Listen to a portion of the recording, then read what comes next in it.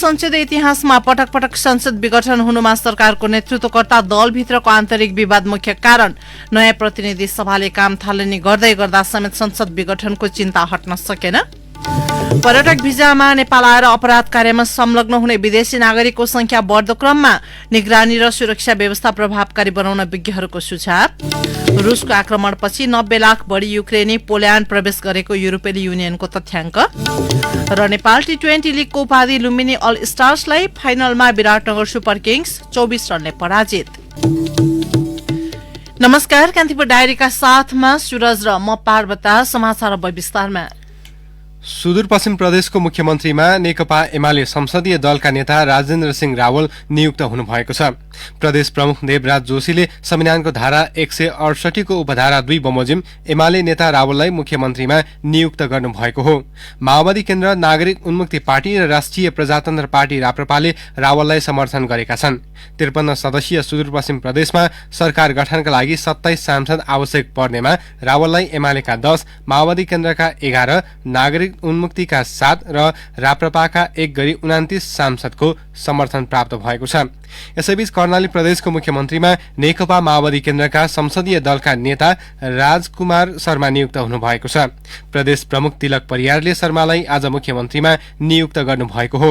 शर्मालाई माओवादी केन्द्रका 13, एमालेका 10, राप्रपाका 1 र एकीकृत समाजवादीका 1 सांसदले समर्थन गरेका छन्। कर्णालीमा माओवादी र एमालेबीच 2.5 वर्ष मुख्यमन्त्री आलोपालो गर्ने सहमति बनेको छ। यसैबीच लुम्बिनी प्रदेशको मुख्यमन्त्रीमा एमाले संसदीय दलका नेता लीला गिरी नियुक्त हुनुभएको छ। प्रदेश प्रमुख अमित शेरचनले 58 जना सांसदको समर्थनमा पाएका गिरीलाई यसलाई फेरि सुन्नुहोस्। प्रदेश प्रमुख अमित शेरचनले 58 जना सांसदको समर्थन पाएका गिरीलाई मुख्यमन्त्री नियुक्त गर्नुभएको हो। गिरीलाई एमालेका 29, माओवादी केन्द्रका 10, राप्रपाका र नागरिक उन्मुक्तिका 4, जनमत, लोसपा र जसपाका 3 जना तथा 2 स्वतन्त्र सांसदले समर्थन गरेका छन्। यसैबीच मध्य प्रदेशको मुख्यमन्त्रीमा जनता समाजवादी पार्टी जसपाको संसदीय दलका नेता सरोज कुमार यादव नियुक्त हुनुभएको छ। प्रदेश प्रमुख हरिशंकर मिश्रले आज यादवलाई मुख्यमन्त्रीमा नियुक्त गर्नुभएको हो। यादवलाई एमालेका 23, जसपाका 16, जनमत पार्टीका 13, माओवादी केन्द्रका 8 र 3 जना स्वतन्त्र सांसदको समर्थन छ। यसअघि प्रदेश 1, बागमती र गण्डकी प्रदेशमा मुख्यमन्त्री नियुक्त भइसकेका छन्। केन्द्रीय सत्ता गठबन्धनको भागबण्डा अनुसार सबै प्रदेशमा मुख्यमन्त्री चयन भएका हुन्। संसदको पहिलो दल नेपाली कांग्रेस प्रदेशसभा सरकारबाट बाहिर परेको छ।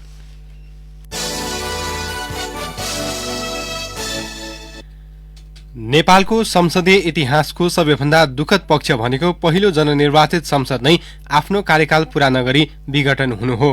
2015 सालमा निर्वाचित संसदलाई 2 वर्षपछि 2017 सालमा तत्कालीन राजा महेन्द्रले विघटन गर्दै शासन सत्ता हत्याएका थिए। त्यही अलोकतान्त्रिक कदमसँग जोडिएको नेपालको संसदीय इतिहासमा खास गरी सरकारको नेतृत्वकर्ता दलभित्रको आन्तरिक विवादका कारण पटक पटक संसद विघटन गरिएको छ।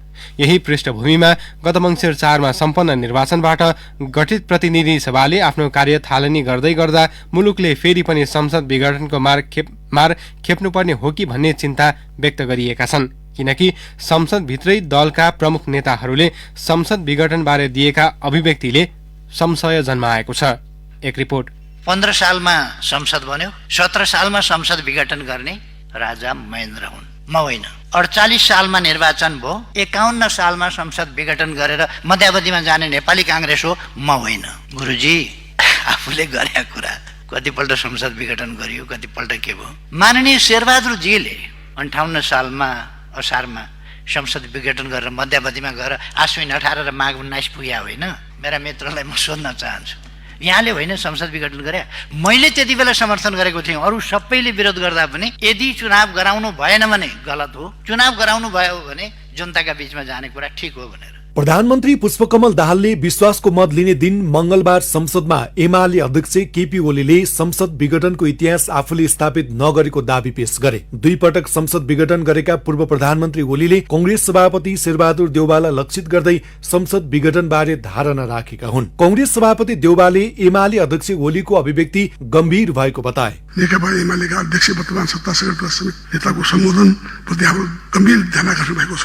उहाँले संविधानको पूर्णकालीन संसदको व्यवस्थाको विपरीत फेरि पनि संसद विघटन गर्न सकिने कुरा जोरदार रूपमा उठाउनु भएको छ। आज फेरि वर्तमान सत्ता गठबन्धनका प्रमुख घटकका तीनै संवैधानिक व्यवस्थालाई चुनौती दिएको परिप्रेक्ष्यमा संविधानका रक्षाका लागि खरो रूपमा उभिने चुनौती हाम्रा सामु आएको छ। ओलीले नयाँ संसदको पहिलो 2 बैठकमा बोल्दै आफूले गरेको संसद विघटनलाई सही भएको दावी गरेका छन्। ओलीको अभिव्यक्तिमा सबैभन्दा बढी रुष्ट एकीकृत समाजवादीका अध्यक्ष माधव कुमार नेपाल देखिएका छन्। नेपालले भनेका छन्, यही रोस्टरमा मैले सुने कि संसद विघटन गर्न पाइन्छ।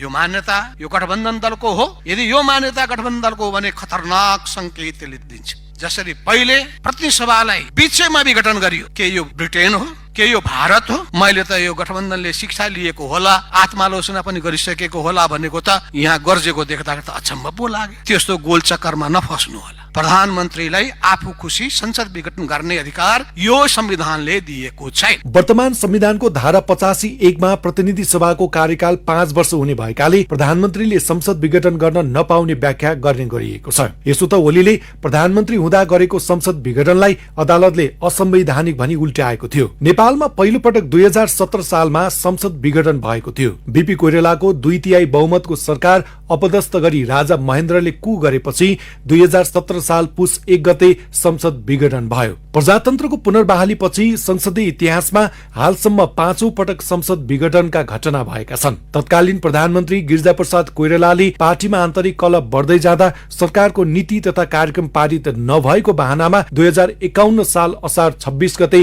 प्रतिनिधि सभा विघटन गरे। 2052 सालमा तत्कालीन प्रधानमन्त्री मनमोहन अधिकारीले आफू विरुद्ध अविश्वासको प्रस्ताव ल्याउने गरी विशेष अधिवेशन बोलाएको अवस्थामा संसद विघटन गरे। त्यो समय उनको प्रयासलाई अदालतले असफल बनाइदियो। 2054 मा तत्कालीन प्रधानमन्त्री राप्रपाका अध्यक्ष सूर्यबहादुर थापाले कंग्रेससँगको गठबन्धनमा समस्या आएपछि संसद विघटनको सिफारिस गरेका थिए। त्यो प्रयास पनि अदालतले असफल बनायो। 2055 सालमा तत्कालीन प्रधानमन्त्री गिरिजाप्रसाद कोइरालाले संसद विघटनका लागि गरेको प्रयास पनि सफल भएन, मुलुक निर्वाचनमा गएको थियो। 2059 साल असोज 8 गते तत्कालीन प्रधानमन्त्री शेरबहादुर देउवाले चुनावमा जाने कि नजाने भन्ने विषयमा पार्टीभित्र आन्तरिक विवादको सामना गर्न नसक्दा संसद विघटन गरे। उनले तोकेको समयमा निर्वाचन गर्न सकेनन्। त्यसपछि तत्कालीन राजा ज्ञानेन्द्रले शासन हातमा लिएका कारण सृजित राजनीतिक विवाद अन्ततः राजतन्त्र उन्मूलनको कारक तत्व बन्न पुग्यो। त्यसपछि पार्टीभित्रको विवादका कारण 2077 साल 5 पुस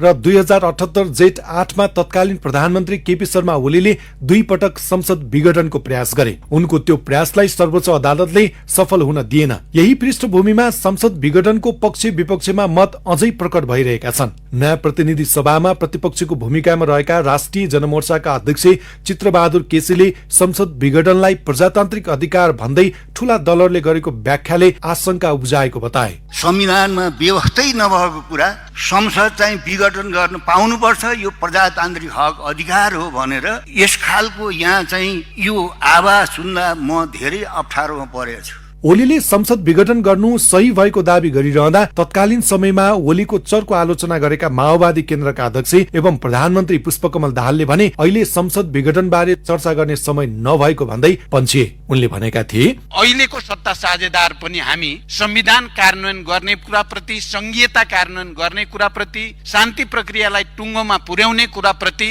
र जनताका आवश्यकता र चाहनालाई सम्बोधन गर्ने कुराप्रतिको सहमतिको आधारमा बनेको छ। हिजो सदन विघटन गर्नु सही थियो थिएन, यो अहिले हाम्रो सत्ता साझेदार भित्रको विषय होइन। दलहरूका नेताहरू बीच संसद विघटन बारे पक्ष विपक्षमा बहस भइरहँदा संविधानविदहरूले भने 2047 सालको संविधानमा जस्तो अहिलेको संविधानमा प्रतिनिधि सभा विघटन गर्ने अधिकार प्रधानमन्त्रीलाई छैन। संविधानको प्रावधान अनुसार 4 वटा विकल्पमा प्रयास गर्दा पनि प्रधानमन्त्री चयन हुन नसकेको अवस्थामा प्रधानमन्त्रीको सिफारिसमा राष्ट्रपतिले संसद विघटन गर्ने अन्तिम अवस्था हुने कतिपयको धारणा छ। सर्वोच्च अदालतले संसद विघटन संविधान विरुद्ध भएको ठहर गर्दा पनि राजनीतिक दलहरूले यो विषयमाथि बहस गर्नु राजनीतिक अराजक भएको संविधानविदले बताएका छन्। संविधानविद डाक्टर भीमार्जन आचार्य भन्छन्, सर्वोच्च न्यायालयले गलत छ, असंवैधानिक छ भनिसकेपछि पटक पटक प्रधानमन्त्री भइसकेको एउटा जिम्मेवार व्यक्तिले, लिडरले फेरि ती आफ्नो एउटा डिपी लिएर यो त ठिक छ यसो छ भन्नु नै मेरो विचारमा राजनीतिक अलिकति अराजक एक खालको चरित्र भन्दा बाहिरको कुरा भयो। 70 सालको संविधानमा फरक व्यवस्थाहरू थियो, अहिलेको संविधानमा हामीले त्यो राखेनौं। 4 प्रकारको सरकारको व्यवस्थाहरू गरियो। जम्मै प्रक्रियाबाट सरकार बनाउँदाखेरि बन्दै गए वा टुट्दै गए, भङ्ग हुँदै गए भने मात्रै अन्तिममा केवल एक अवस्थामा संविधानको आफ्नै फोर्स भन्दा भन्छौँ छौँ हामी। त्यो अवस्थामा विघटन हुनेदेखि बाहेक अरूको परिकल्पनाहरू गरिएन। त्यसैले संसदको विघटन अहिलेको संविधानको परिकल्पना होइन भन्दा हामीले बुझ्दाखेरि ठिक हुन्छ। नेपालमा भएका संसद विघटनका धेरै जस्तो घटनालाई हेर्दा सरकारको नेतृत्व गर्ने प्रधानमन्त्रीको पार्टीभित्रको आन्तरिक किचलो सबैभन्दा बढी जिम्मेवार देखिएको छ। आवधिक निर्वाचन भएर नयाँ सरकारको काम सुरु गर्दै गर्दा जनप्रतिनिधिमूलक संस्थाभित्रै संसद विघटनको विषयमा उठेका सवालले फेरि पनि मुलुकलाई राजनीतिक स्थिरता दिँदैन कि भन्ने आशंका जन्मिएको छ। रेडियो कान्तिपुरका लागि सन्तोष गन्धर्व।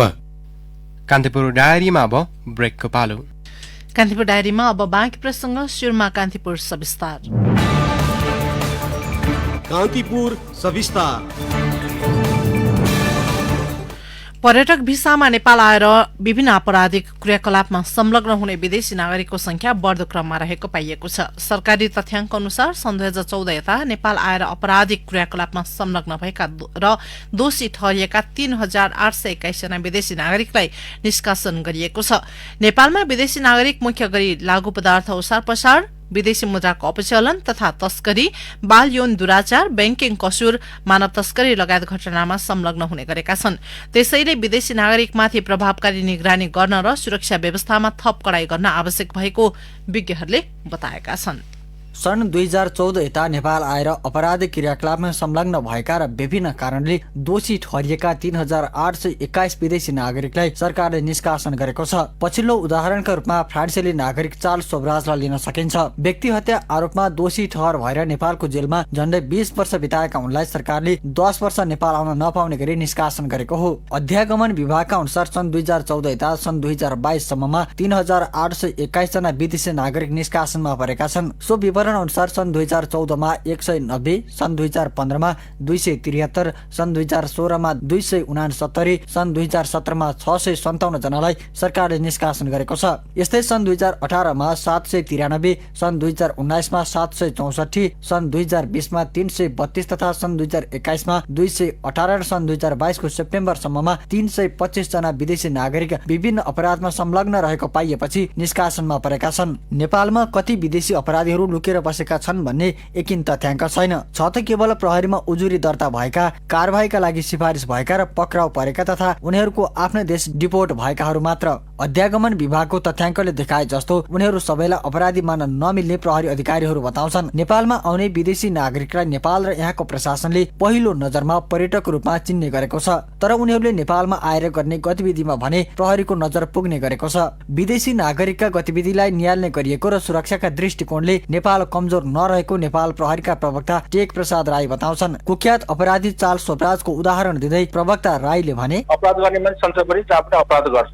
नेपालमा कुनै कमजोरी नै छैन। अपराधीले त मौका खोज्ने हो। विदेशी आएर नेपालमा अपराध गर्नु आउँछ होइन। चार्ल्स सोब्राजले हेर्नुहोस्, पहिलो अपराध गरेर भाग्यो, पुलिस समातेर हामीले चाहिँ कार्य गरेका छौँ। विदेशीहरू नेपालमा आउने बित्तिकै सबै चाहिँ अपराधी त होइनन्। तिनीहरू जसले चाहिँ नेपालमा अपराध कायम गर्छ त्यसलाई त हामी उसको अपराध अनुसार चाहिँ अनुसन्धान हुन्छ। त्यो कोहीले चाहिँ डेरासरी आज एक ठाउँ बसेको भुलाउ ठाउँ बसेको त विभिन्न नाम युज गर्यो भने चाहिँ त्यो शङ्कास्पद हो। न त कोहीले नेपालमा आउने विदेशी नागरिक त टुरिस्ट हुन सक्ने हो, स्टुडेन्ट हुन सक्ने हो। त्यस कारणले चाहिँ नि नेपालमा आउने सबैजनालाई हामी शङ्का दृष्टिकोणले त हेर्दैन, उसको गतिविधिको आधारमा शङ्का गर्ने हो। नेपालमा विदेशी नागरिक मुख्य गरी लागू पदार्थ ओसार पसार, विदेशी मुद्राको अपचलन तथा तस्करी, बाल यौन दुराचार, बैंकिङ कसुर, मानव तस्करी लगायतका घटनामा संलग्न हुने गरेका छन्। भिसा कानून उदार भएका कारण धेरै जसो देशका नागरिक सहजै नेपाल आएर अपराधिक गतिविधिमा संलग्न हुने गरेको अध्यागमन विभागको विभिन्न अनुसन्धानको निष्कर्ष छ। विदेशीहरू नेपाल घुम्न आउने र अवैध रूपमा बसोबास गर्नेहरूको संख्या पनि बढ्दो रहेको सम्बद्ध अधिकारीहरू बताउँछन्। सुरक्षा निकायका लागि उनीहरूको गतिविधि चुनौतीपूर्ण हुने मात्र नभई यहाँको सुरक्षा अवस्थामा अन्तर्राष्ट्रिय चासो समेत बेला बखतमा प्रकट हुने गरेका छन्। यही पृष्ठभूमिमा सुरक्षा व्यवस्था प्रहरीले दावी गरे जस्तो मजबुत भने नभएको पूर्व प्रहरी अधिकृतहरूको भनाइ छ। अवकाश प्राप्त प्रहरी नायब महानिरीक्षक हेमन्त मल्लले भने, साउथ एसियामा हेर्ने भने नेपालले यस्तो देशबाट जहाँ कुनै पनि कहीँका व्यक्तिहरू आएर सबभन्दा सुरक्षित आफूलाई फिल गर्छ। त्यसले गर्दा नेपालले चाहिँ असुरक्षाको कुरा अहिलेको अवस्थामा चाहिँ त्यस्तो फिल गर्नुपर्ने अवस्था म चाहिँ देख्दिनँ। देखिँदैन। त्यो साधनको हिसाबले होला, या हाम्रो मेन पावरको हिसाबले होला, या एयरपोर्टको प्यारामिटर लगायतका दुनियाँ कुराहरू गर्दा होला। एयरपोर्टको सुरक्षा व्यवस्था राम्रो छ भने म अहिले पनि स्वीकार गर्दैन, किनकि म पनि त्यहाँ 2 चोटि बसिरहेको मान्छे हो। हाम्रो जुन सिमाना छ नि, सिमाना पनि त कुरा छ, कुनै रूपले रेगुलेट छैन होइन। सिमाना मैले बन्द गर्न भनेको होइन, तर सीमामा कुनै न कुनै किसिमले रेगुलेट गर्नुपर्ने या कुनै किसिमले निगरानी गर्नुपर्ने। यो 2 ठाउँमा चाहिँ गभर्मेन्टले जुन कमी कमजोरी छ त्यसमा चाहिँ सुधार गर्नुपर्ने हो। सुधार गर्ने भनेर पहिलादेखि सुन्दै आएको छ, सुधार चाहिँ भएको मलाई चाहिँ लाग्दैन। नेपाल आउन चाहने विभिन्न देशमध्ये Thailand, Russia, Brazil, Vietnam, Mongolia र जोर्डनका नागरिकहरूले अधिकतम 90 दिनको भिसा पाउने अध्यागमन विभागले जनाएको छ। त्यस्तै चीन र कम्बोडियाका नागरिकले 30 दिनसम्म नेपालमा अन अराइभल भिसा प्राप्त गर्छन्। तर नेपालबाट भारत जान र भारतबाट नेपाल आउन त्यस खालको कुनै बाध्यात्मक व्यवस्था छैन। भारत बाहेक अन्य जुनसुकै देशबाट नेपाल आउन कुनै न कुनै प्रकारले अनिवार्य रूपमा भिसा प्रक्रिया पूरा गर्नुपर्ने कानूनी प्रावधान छ। सरकारी तथ्याङ्क अनुसार नेपालमा भारतबाट आएर अपराधिक कार्यमा संलग्न हुनेको संख्या अन्य देशको तुलनामा बढी छ।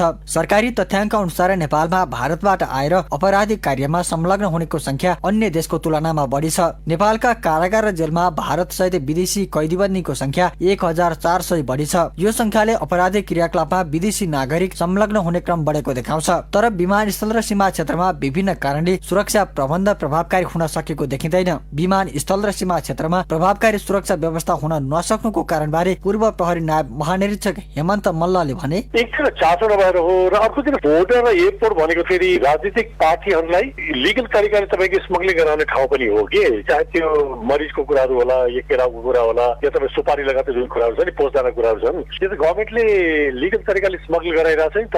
त्यसबाट पोलिटिकल पार्टीहरू बेनिफिटेड छन्। एयरपोर्टमा पनि तपाईँको त्यही अवस्था छ, त्यो यो सुन लगाएको जुन कुराहरू आउँछन् होइन, त्यसले गर्दा के छ भनेपछि यस्ता गलत स्वार्थले गर्दा चाहेर पनि उनीहरूले ध्यान चाहिँ दिइरहेको छ जस्तो मलाई चाहिँ लागिरहेको छैन। बोर्डरमा बसेका मान्छेहरूको अहिले हामीहरू हेरौँ त तपाईँ कुनै कुनै जिल्लामा व्यक्तिको स्रोतै त्यही भएको छ। यो सुपारी स्मग्लिङमै व्यक्तिहरू इन्भल्भ भएका छन्, त्यसबाट गुजारा चलाइरहेछन्। अस्ट्रेलियामा रहेको इन्स्टिच्युट फर इकोनोमिक्स एन्ड पीसले सन् 2022मा सार्वजनिक गरेको विश्व शान्ति सूचकाङ्कमा नेपाल 73औं स्थानमा छ। विश्वका 163 राष्ट्रमा गरिएको अध्ययन अनुसार सबैभन्दा अशान्त र असुरक्षित देशको रूपमा अफगानिस्तानलाई पहिलो स्थानमा राखिएको छ। छिमेकी राष्ट्र भारत पनि 135औं स्थानमा परेको छ, जुन नेपालको तुलनामा धेरै असुरक्षित मान्न सकिन्छ।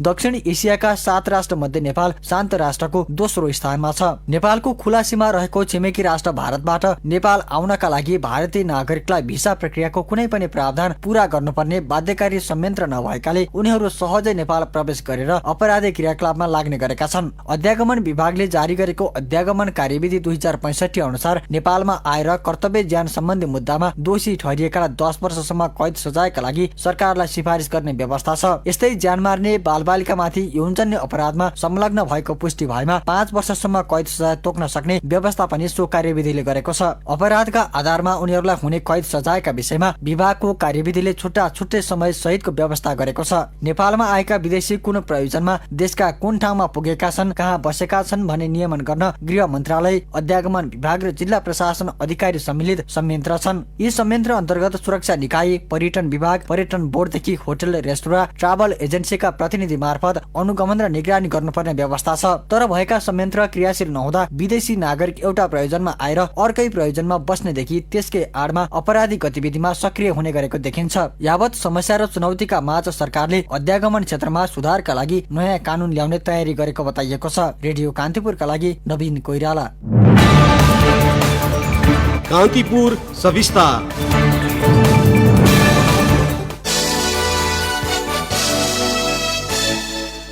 उपप्रधान एवं गृहमन्त्री रवि लामिछानेले नेकपा एमालेका सांसद लक्ष्मी महतो कोइरीलाई पक्राउ गर्न निर्देशन दिएको बताउनु भएको छ। राष्ट्रिय प्रजातन्त्र पार्टीले काठमाडौँको भृकुटी मण्डपमा आयोजना गरेको चियापान समारोहमा गृहमन्त्री लामिछानेले एमालेबाट निर्वाचित फौजदारी मुद्दामा आरोपित महतोलाई पक्राउ गर्न प्रहरीलाई निर्देशन दिएको बताउनुभयो। मैले जब थाहा पाएँ मैले इमिडिएट आइजिपी साहबलाई फोन गरेर म आएपछि मैले थाहा पाउने बित्तिकै उहाँलाई यथाशीघ्र पक्राउ गर्नु भनेर उहाँलाई मैले भनिसकेको छु। प्रहरी आफ्नो प्रक्रिया हुन्छ, त्यसको कुन प्रक्रिया छ त्यो प्रक्रियामा लागि पर्नेछ, मैले थाहा पाउने बित्तिकै भनिसकेको छु। प्रहरीको फरार सूचीमा रहे पनि शपथ ग्रहण गर्न र प्रधानमन्त्रीलाई विश्वासको मत दिन महत्व संसद पुगे पनि पक्राउ नगरिएको भन्दै आलोचना हुँदै आएको छ। महोत्तरी क्षेत्र नम्बर 1 बाट प्रतिनिधि सभामा निर्वाचित हुनुभएको थियो।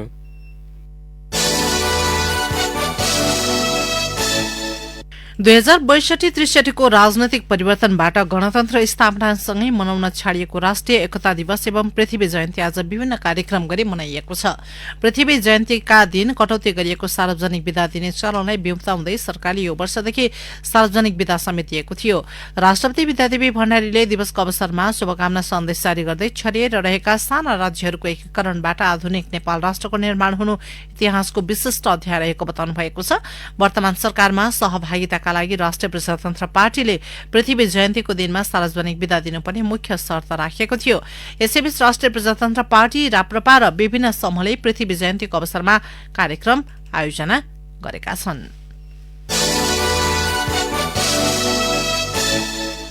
पछिल्लो समय बाँकेमा दादुराका बिरामी बढ्न थालेका छन्। दैनिक 15 जना बढीमा संक्रमण देखिन थालेसँगै जिल्लामा संक्रमितको संख्या 110 पुगेको छ। नेपालगञ्ज उपमहानगरपालिकामा 108 र खजुरा गाउँपालिकामा 2 जना संक्रमित भेटिएका हुन्। जिल्लामा दादुराका बिरामी बढ्न थालेपछि स्वास्थ्य सेवा विभागको टोली नेपालगञ्ज पुगेको छ। उपमहानगरपालिका 5 मा यही पुस 13 मा 13 महिने शिशुको दादुराले मृत्यु भएको थियो। कान्तिपुर डायरीमा पुनः ब्रेकको पालो।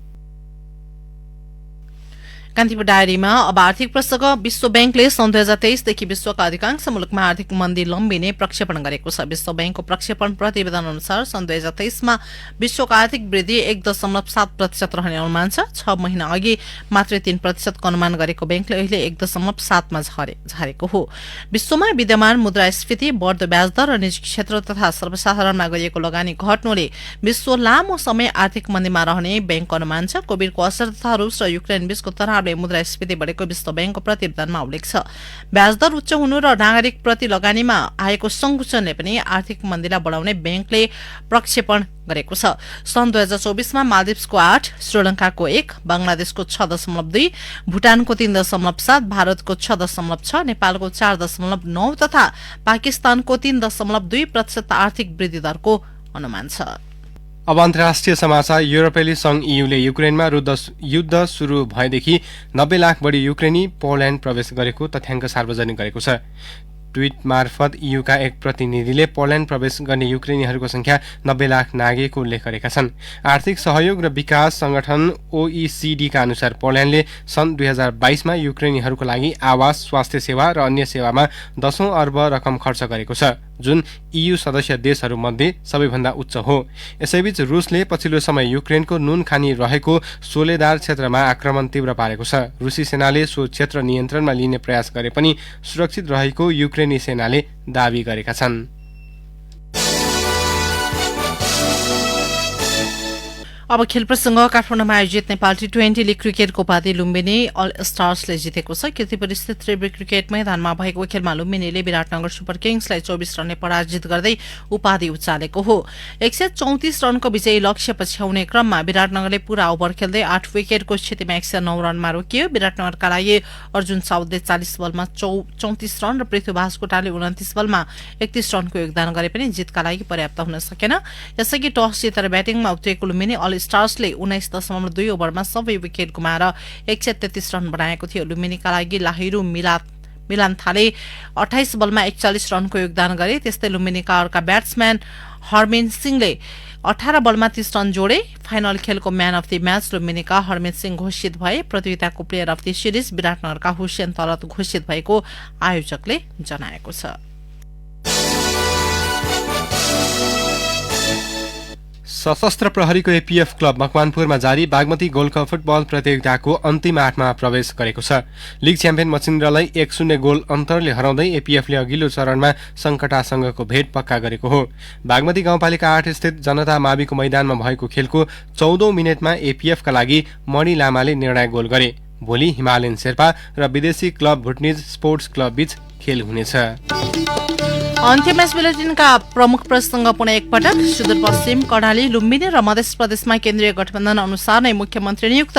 सबै प्रदेश सभामा कांग्रेस सरकार बनाउनबाट वञ्चित। नेपालको संसदीय इतिहासमा पटक पटक संसद विघटन हुनुमा सरकारको नेतृत्वकर्ता दलभित्रको आन्तरिक विवाद मुख्य कारण। नयाँ प्रतिनिधि सभाले काम थालनी गर्दै गर्दा समेत संसद विघटनको चिन्ता हट्न सकेन।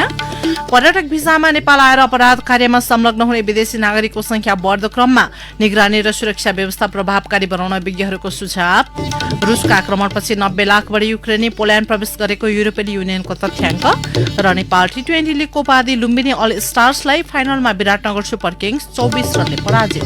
हब्स त यिनै प्रसङ्गसँगै कान्तिपुर डायरीको यो बुलेटिन यही सकिन्छ। 8 बजे सेक्युरिटी एन्ड क्राइम डायरी हुनेछ।